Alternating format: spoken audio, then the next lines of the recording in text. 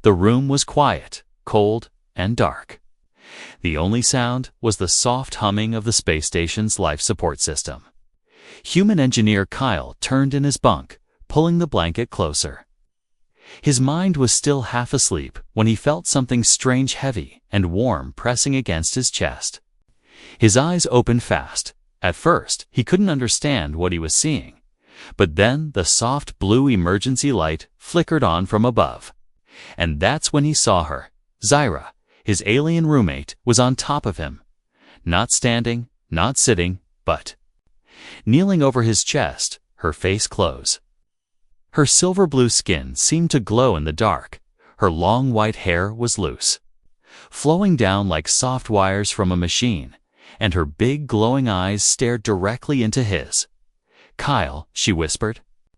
In a serious voice, "I need your body." Kyle froze. He had no idea what to do. He wasn't dreaming, right? This was real. Why? He mumbled, trying to sit up, but she pressed her hand firmly on his shoulder. "Don't move," she said quickly, her voice calm but sharp. "I need your warmth." Now, his heart beat faster. Not just from fear, but also confusion. Zyra had always been quiet, polite, and distant. She never touched him, never even looked at him for more than a second. And now she was practically lying on top of him, asking for his body. "You're cold," he asked, finally finding some words. "Yes," she said, her lips trembling slightly. "My species cannot handle these low temperatures. Our internal heat drops fast during sleep." Kyle blinked, still not sure this wasn't a prank. "But the room's heated," he said, confused. "It's controlled by the station." Zyra shook her head. "System error. Temperature has fallen below survivable range for my kind. I checked. It's down to 4 degrees Celsius." Kyle looked at the small control screen on the wall. She was right. Something had glitched in the system again. But no alarms had gone off. The station must have ignored the drop, since humans could still survive it. "I tried wrapping in the emergency blanket," she said softly, "but it wasn't enough." Then she looked into his eyes again, her voice lower now. "I'm sorry for the sudden contact, but I didn't want to die." Kyle stared at her. Even in the low light, he could see how pale her skin looked. Her fingers were shaking and her lips were turning slightly blue. Without thinking too much, he nodded. Okay, get under the blanket," he said, lifting it carefully. She didn't hesitate. She slid beside him, her cold body curling against his side like a cat seeking warmth. Her skin was ice, and he flinched slightly as she pressed her hand against his chest. "You're very warm," she whispered. As if surprised, he gave a nervous laugh. "Yeah, that's a human thing." Minutes passed. Silence returned to the room. Kyle could feel her breathing slowly start to calm down. The shaking in her fingers began to stop. He wanted to ask 100 questions. Why didn't she tell him sooner? Why didn't the station warn her? Why didn't she call for help? But he said nothing. Her body was still close, her head now resting just under his chin.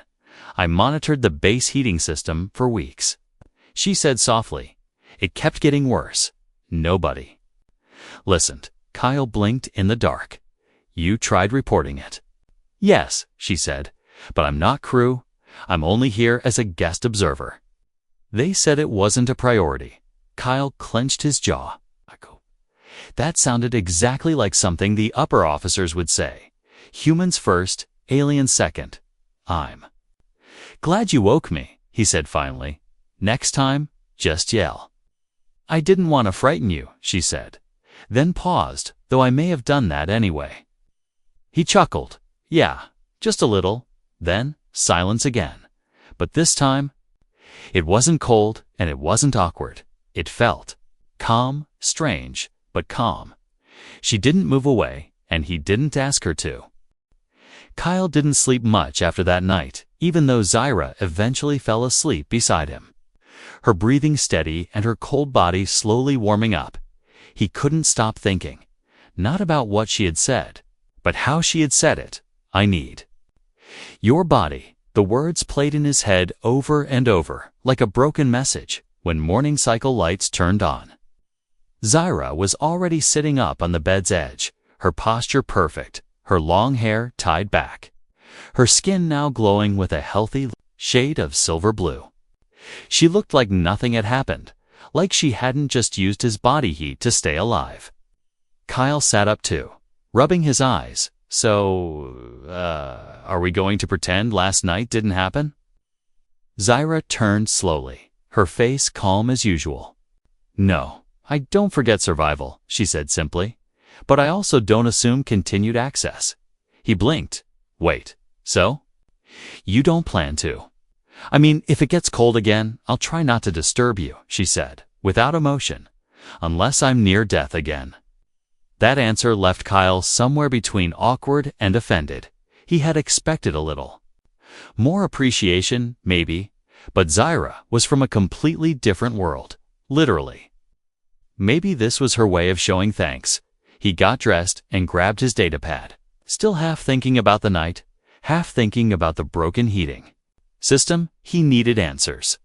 He walked out of the shared room and headed to Engineering Deck B.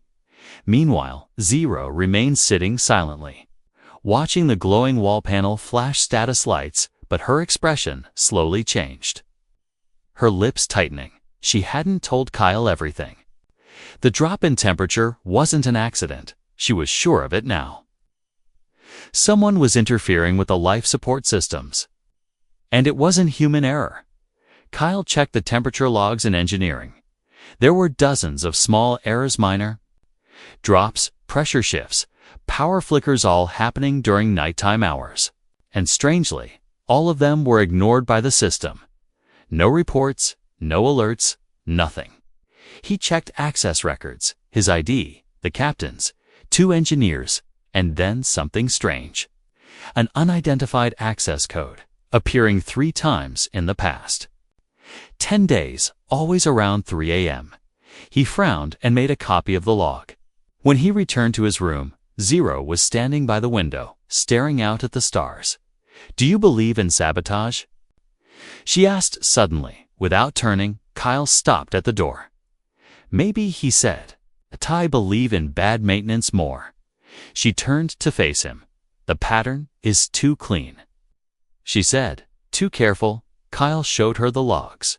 She didn't look surprised. She only nodded. We need to find the source, she said. Before someone else wakes up colder than I did. Kyle was silent for a second, then laughed nervously. You mean you want us to sneak around the base? Looking for a ghost access code? No, she said firmly. I want us to survive that night. Kyle couldn't sleep again. He stared at the ceiling while Zyra quietly worked on her portable scanner. No words were shared between them for hours, but there was something different. Now, attention, not cold, not fear, but something new, around 2:41 a.m. Her scanner beeped. Movement? She whispered, her eyes sharp. Where? Kyle asked, sitting up, maintenance duct above corridor 12. She said, already heading to the door. Kyle followed her quietly, heart pounding. They moved through dim corridors. Their footsteps silent, the stations sleeping around them. As they passed the long hallway toward the old storage unit, they heard a soft clank. Zyra raised her hand. And they both froze. Another clank, this time closer. Then something slid open. Metal on metal. They moved faster. Reaching a corner, and Kyle peeked just in time to see a small shadow disappearing into the air vent. Not a human, not Zyra's kind either. Something else. What was that? Kyle whispered. Zyra's voice was cold. Something that shouldn't be here. Kyle stared at the dark vent, suddenly realizing the heating problem wasn't a glitch. It was a warning. And last night, Zyra didn't just come to him for warmth. She came to him for protection. Kyle stood frozen near the vent. His mind raced, trying to make sense of what he had just seen. It wasn't human, and it wasn't Zyra's kind either. Too fast, too small, and too silent. Whatever it was, it didn't belong on the station. Zyra moved closer to the vent, scanning it with her handheld device. It left a trace. She said, "Ion skin residue." Cloaked movement, advanced tech. Her voice didn't hide her concern anymore. Even she was surprised, and that scared Kyle. More than anything else, he looked around the hallway. Every light and corner suddenly feeling darker. "Do you think it was spying on us?" he asked. Zyra nodded slowly. "Not just us." The whole station, they returned to their room in silence. Zyra began analyzing the scan data, while Kyle sat on the edge of his bed, still replaying the shadowy figure in his mind. He had joined this outer ring research station to escape Earth's chaos. Now it seemed like he had stepped into something even worse. Hours passed, and Zyra said nothing. But Kyle noticed her hands moving faster, her eyes narrowing at her screen. Finally, she spoke. "That thing," she said. "It's not from any known species registered in this sector." Kyle blinked. "You mean?" "It's alien to even you." She nodded. "Its energy pattern. It's like it's not fully in sync with our dimension." Kyle couldn't believe what he was hearing. Another alien, even stranger than Zyra, sneaking around their ship in the middle of the night, changing the temperature, hiding in vents, and watching people sleep. He stood up. "This is way above my pay grade," he said, trying to joke, but his voice cracked. Zyra looked at him, and for the first time since they'd met, her expression softened. "You're afraid," she said. He scoffed. "Of course I'm afraid. You're telling me something half invisible is crawling around the vents while I sleep." She moved closer, gently placing her hand on his arm. "We face it together," she said. "You saved me last night, remember?" "I don't forget survival." Kyle didn't know what to say. The way she looked at him, now no longer cold, no longer distant, made his chest tighten. This wasn't just about survival anymore. Something had changed between them that night. They set up motion detectors and heat sensors all around their room. Kyle tried to stay awake, but eventually his eyes closed. He slept lightly, his body tense, his dreams filled with shadows and whispers. Then, just past 3 a.m., a soft click broke the silence. Zyra's eyes snapped open instantly. She turned her head slowly, not making a sound. One of the sensors blinked red. She reached over and touched Kyle's shoulder. He woke up with a jolt. Eyes wide, already alert. "It's here," she whispered. They both stared at the ceiling vent, where cold air blew softly into the room. Then they heard it, a faint scraping sound, metal against metal, slow and careful, like claws. Kyle grabbed the light baton under his bed. Zyra drew a small pulse blade from the back of her suit. They moved silently to the center of the room, eyes locked on the vent. The sound stopped. Then, suddenly, a panel dropped, and a blur of black shot out. It moved faster than either of them could react. Zyra turned and slashed with the blade, missing by inches. Kyle swung the baton, but the creature ducked and vanished into the corridor. Outside, alarms didn't trigger. Security didn't respond. It was like the creature didn't even exist in the system. They ran after it, but by the time they reached the next hall, it was gone. No sign, no footprint, no trace except for one small thing. Zyra bent down and picked it up. A black shard, smooth, glowing faintly, humming with strange energy. Kyle leaned in. "What is that?" Zyra turned it in her fingers, frowning. "I don't know," she whispered. "But it's not from this universe." Kyle stared at her. This wasn't just about heating systems anymore. This was a secret buried in the walls of the station. And now he and his alien roommate were the only ones who had seen it. Something was hunting, and it had chosen their room. Kyle sat at the corner of the room, staring at the shard on the table. It pulsed slowly, like it was alive. It didn't feel like a weapon, or a tool, or anything he recognized. It made a quiet, low humming sound that seemed to echo in his chest. Zyra hadn't stopped watching it since she picked it up. She hadn't even blinked much.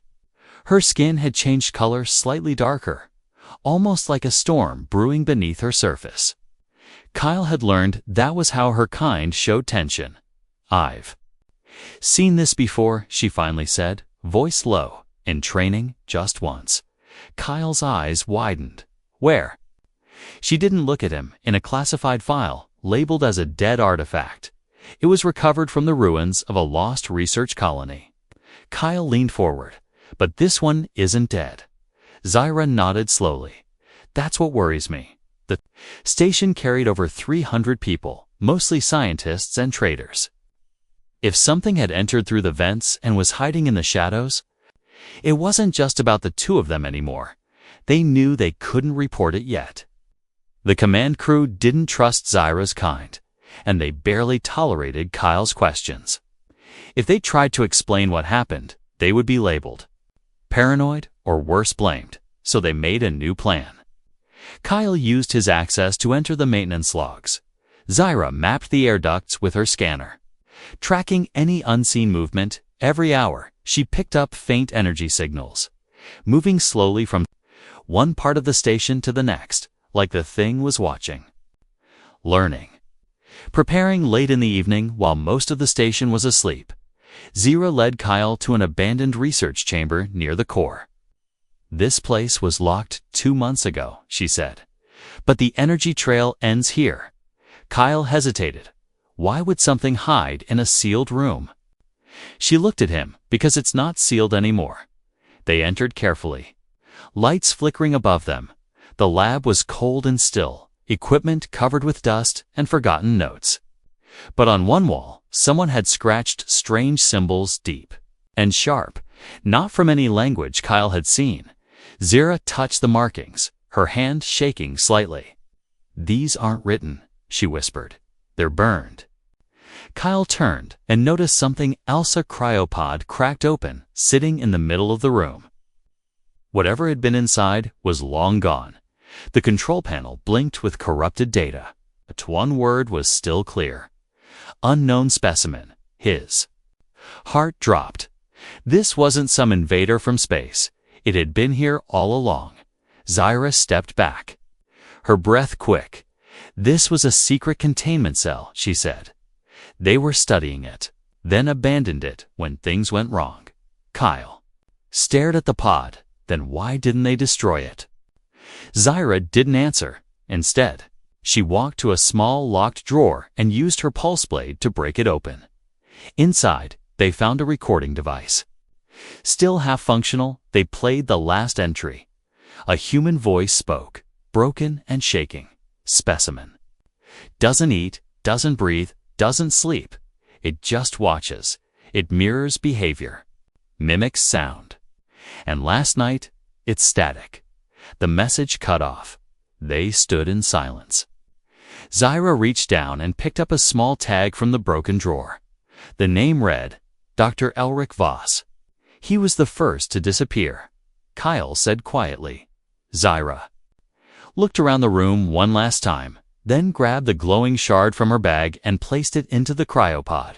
As soon as she did, the lights in the room dimmed, and the pod began to glow with a soft red light. A humming started again, deeper. This time, like something had been reawakened. Kyle stepped back. "What are you doing?" Zyra didn't blink. "We need to draw it here," she said.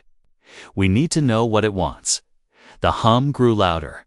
A sudden pressure filled the air, like the room itself was holding its breath. Then, in the far corner, just behind the broken equipment, a movement, a shape, low and crawling. Blending into the shadows, it had come. It was watching them again, and this time, it wasn't hiding. The creature didn't move like anything Kyle had ever seen. It didn't walk or crawl. It shifted like a ripple in darkness. Its shape changed every time the light touched it, as if it wasn't fully there. 1 second, it looked like a small animal. The next, it was tall like a person. Kyle's breath caught in his throat. He felt his hand grip the baton at his side, but it felt useless. Zyra didn't move either, but her blade hummed quietly in her hand. Ready? The cryopod pulsed. Brighter now, reacting to the creature's presence. It was clear the shard was connected to it, maybe even part of it, and it had come to take it back. The creature made a low, vibrating sound. Not like a voice, but more like a signal. Zyra stepped forward slowly, not raising her weapon. She spoke in a calm, firm tone. "We are not your enemy. What do you want?" The creature tilted or bent, no one could say which. It didn't have a face, but somehow Kyle knew it was looking at them. The air grew colder, the lights flickered again. Then it began to mimic. It repeated her voice, exact same words, only. Now they came from the walls, from behind, from everywhere. "We are not your enemy. What do you want? Want? Kyle took a step back. "That's not communication. That's playback," he said, his voice tight. "It doesn't understand. Or it's pretending not to." Zyra's eyes narrowed. "It's learning," she said, watching reactions. Copying sound. Testing limits. Then the creature moved again, sliding closer to the pod, ignoring both of them. Its form shimmered and warped as it reached out a long, thin limb toward the shard. Zyra raised her hand. "Wait, don't let." But it was too late. The shard floated into the air by itself. Pulled by invisible energy, the pod's red light turned blue, and for a second, everything in the room became silent. No hum, no sound, just perfect silence. And then, a burst. A flash of white light erupted from the pod, throwing both Kyle and Zyra to the floor. The power in the room died instantly, and emergency lights blinked on. The creature was gone. So was the shard. Zyra sat up slowly. Rubbing her shoulder, Kyle groaned beside her, staring at the now empty cryopod. "What just happened?" he said, coughing. Zyra's voice was steady but dark. It took back a part of itself, and now it's complete. They stumbled back to their room, their minds racing. Zyra locked the door and activated a high-level shield. The kind used only in emergencies. Kyle sank into his chair, hands on his head. "Why was that thing even on this station?" he asked. Zyra sat across from him, her hands shaking for the first time. "They must have found it during one of their expeditions, brought it here for study, and when it escaped, they covered it up," she whispered. "Let it stay hidden." Instead of admitting their mistake, Kyle felt sick. All this time, they were living beside something not just alien, but unstable, maybe even dangerous. And now it was complete. "Do you think it'll come back?" he asked. Zyra didn't answer at first. Then she looked at him, her eyes softer than usual. "I don't know," she said. "But if it does, it won't be just for the shard." Kyle's chest tightened. He understood what she meant. It had seen them, touched their room, learned their voices, their behaviors. It hadn't just taken part of itself back. It had taken knowledge, and now it knew them. The next day on the station felt wrong. People walked the halls like nothing had happened. Laughing, working, joking as usual. But Kyle couldn't focus. Every light flicker made him tense. Every shadow seemed to move. He couldn't stop thinking about the creature, how it changed shape, how it mimicked Zyra's voice, how it disappeared with the shard like it had done it before. He tried asking around, checking reports, anything. But no one mentioned strange activity. Nothing about a lab breach, nothing about a security event. It was like the night before had been erased. Zyra stayed silent for most of the morning. She didn't come with him, didn't talk much. She only sent one short message. "It's adapting. I need time." Kyle paced alone in the workshop, fingers twitching over his datapad. Finally, he couldn't take it anymore. He grabbed his tools and went down to storage deck for the coldest, quietest place on the station. He needed to think, to breathe, to be away from everything. The storage deck was dim, most lights in low power mode. Old crates were stacked high, sealed since before. He arrived. It was always quiet there. No foot traffic, no patrols. But today, something felt different. He moved past the main rows and toward the back, where scrap metal was kept. That's when he saw it bear footprints on the dust-covered floor. Small, sharp, like claws. Fresh, his heart skipped. He turned around fast, but no one was there. He wanted to run, but his curiosity forced him to stay. He followed the prints, step by step, down a narrow aisle. At the end, a crate had been pulled open, and inside, it's a uniform, not a regular one. It belonged to Dr. Elric Vasta. Same name from the cryolab. It was clean, folded, untouched by time. Kyle reached for it, and behind him, something whispered, "Don't be afraid." He spun around, light baton in hand. But again, nothing was there. Only silence.